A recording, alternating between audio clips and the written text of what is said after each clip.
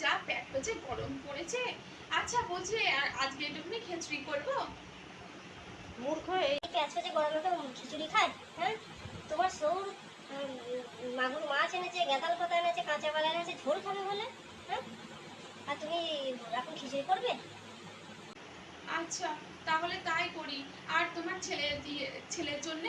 আমার ছেলের জন্য পাশে ভাই নেমন্তন্ন আছে আজকে। তো ওদের তো আমার খাওয়াতে খাওয়াতে 4টে বেজে যায়।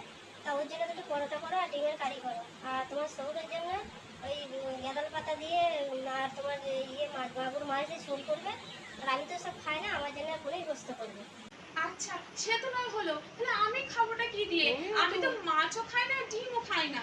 আরে তুমিও তো বাড়ির বউ, খাবো কি ঘরের লোক কি? তুমি হচ্ছে উচ্ছে সেদ্ধ দেবে, পেঁপে সেদ্ধ দেবে, ওই দিয়েই হয়ে যাবে। হ্যাঁ, এবারে বাবা খাবে, আমার ওই শ্বশুর মশাই খাবে মাছের ঝোল দিয়ে। হ্যাঁ, আমার স্বামী খাবে ওই ডিম দিয়ে।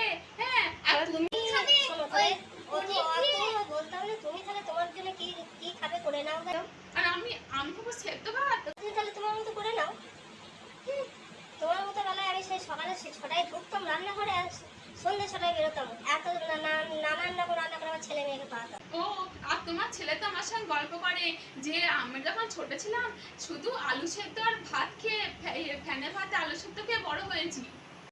ও, তোমায় বলেছে বুঝি? আমি সব জানি। তাহলে কি করে সন্ধ্যে সকাল 6টা থেকে সন্ধ্যে 6টা পর্যন্ত কি করে হলো রান্নাঘরে যদি আলু সেদ্ধ আর ভাত খায়? আচ্ছা, তাহলে এখন মায়ের থেকে বউ বড় হয়ে গেল।